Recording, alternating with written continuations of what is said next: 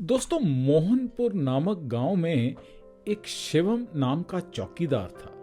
वह रात भर गांव की गलियों में लाठी लेकर आवाज लगाकर घूमता था और उसके चलते गांव वाले सब चैन की नींद सोते थे। वह रात को भी अपना खाना खाकर निकलता था और भगवान शिव के मंदिर में चला जाता था। रात के समय जब पुजारी जी मंदिर के क्वाट बंद करते थे, तब वह अपने काम पर निकल जाता था। एक दिन पुजारी बाबा ने उसको पूछा, शिवम, ये सभी गांव वाले सुबह मंदिर आते हैं और तुम रात को मंदिर आते हो, उसके बाद मंदिर बंद होने तक तुम बैठे रहते हो। तो शिवम ने जवाब दिया, पंडित जी, जब तक मैं भगवान के दर्शन नहीं कर लेता, मैं अपने काम पर नहीं जा सकता। दूसरा, जब तक भगवान बैठे रहते हैं तो मुझे गांव की चिंता नहीं रहती, और जब ये सो जाते हैं तब मैं गांव की रखवाली करता हूँ। पुजारी जी ने कहा कि तुझे इतना विश्वास है भगवान शिव के ऊपर? शिवम ने कहा, जी पंडित जी, मेरा विश्वास अटूट है। इसी तरह समय बीतता रहा और एक दिन मंदिर में एक बहुत अमीर सेठ आए और पुजारी जी से बोले, पंडित जी, हमारे यहाँ कोई संतान नहीं है, मैं भगवान भोलेनाथ की पूजा करना चाहता हूँ। तो पंडित जी ने कहा, जरूर, और उन्होंने सेठ जी की भगवान शिव की आराधना की और उन्हें नतमस्तक होकर प्रार्थना की कि उन्हें बहुत जल्द संतान प्राप्त हो। और आखिर में पंडित जी ने कहा, भगवान ने चाहा तो तुम्हें अवश्य संतान की प्राप्ति होगी, लेकिन उसे लेकर एक बारी मंदिर में दर्शन करवाने जरूर आना। 1 साल के बाद उन सेठ जी के घर एक बेटा पैदा हुआ और वह अपनी पत्नी और बच्चे के साथ मंदिर में आते हैं और पंडित जी से बोले, पंडित जी, भोले बाबा ने मेरी पुकार सुन ली।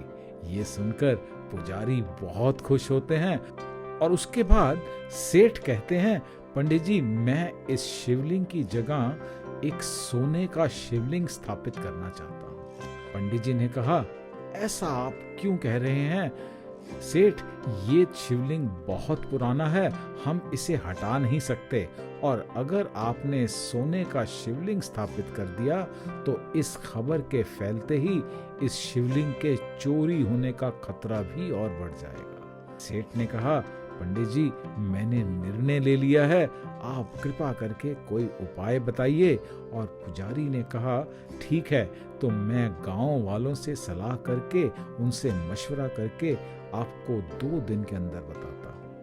और रात को पुजारी ने शिवम से बात की तो शिवम चौकीदार ने कहा, पंडित जी, आप चिंता ना करें, भोलेनाथ पूरे संसार की रक्षा करते हैं, क्या अपने शिवलिंग की रक्षा नहीं कर पाएंगे? आप भी कैसी बात सोच रहे हैं? उन्होंने कहा, आप एक काम कीजिए, सेठ जी से कहिए कि इसी शिवलिंग को ही सोने से मढ़वा दें और इससे ये शिवलिंग सोने का भी दिखने लगेगा और इसको हटाना भी नहीं पड़ेगा। पंडित जी ने कहा, लेकिन चोरों की नजर में तो ये सोने का शिवलिंग होगा, उन्हें थोड़ा पता होगा कि ये पत्थर का है। तो शिवम ने कहा, आप उसकी चिंता मत करिए, ये सब भगवान भोलेनाथ के ऊपर ही छोड़ दीजिए। पंडित जी ने अगले दिन सेठ जी को सब बता दिया और सेठ ने शिवलिंग पर सोना लगाने का काम शुरू करवा दिया। 1 महीने में ही सोने का शिवलिंग दिखने लगा।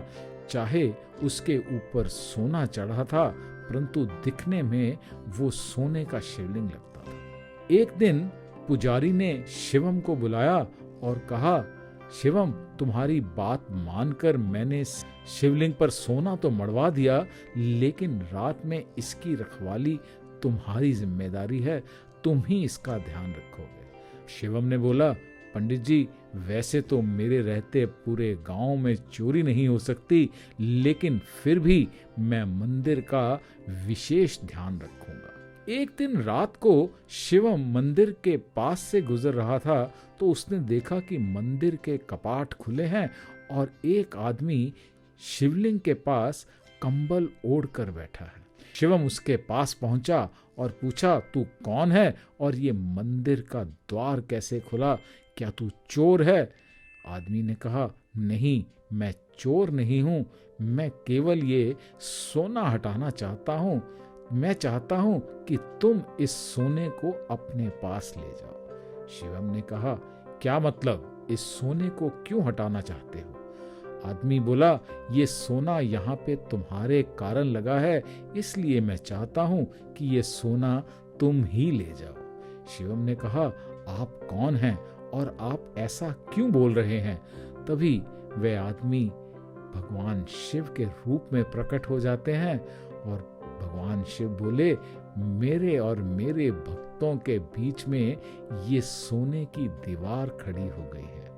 मेरे भक्त जो भी श्रद्धा से अर्पण करते हैं वे इस सोने पर ही रह जाता है, मुझ तक तो कुछ पहुंच भी नहीं पाता और ना ही मेरे भक्त मेरे दर्शन कर पा रहे हैं।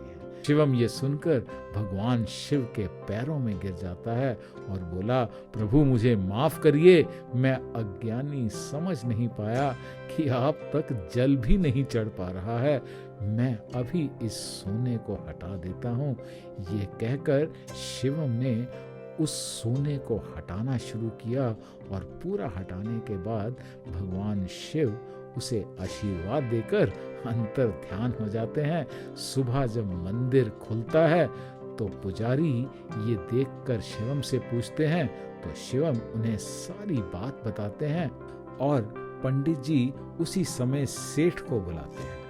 सेठ ने कहा, हे भगवान, मुझे माफ कर दीजिए, मुझसे बहुत बड़ी भूल हो गई और अपनी जिद के कारण मैंने आपकी पूजा अर्चना के अंदर बाधा डाली। उस दिन से मंदिर में पहले की तरह पूजा होने लगी और सेठ ने वो सोना उस गांव के गरीबों के अंदर बंटवारा कर दिया। आशा है आप सबको भगवान शिव की इस खूबसूरत बात सुनने में बहुत आनंद आया होगा। हरे कृष्ण।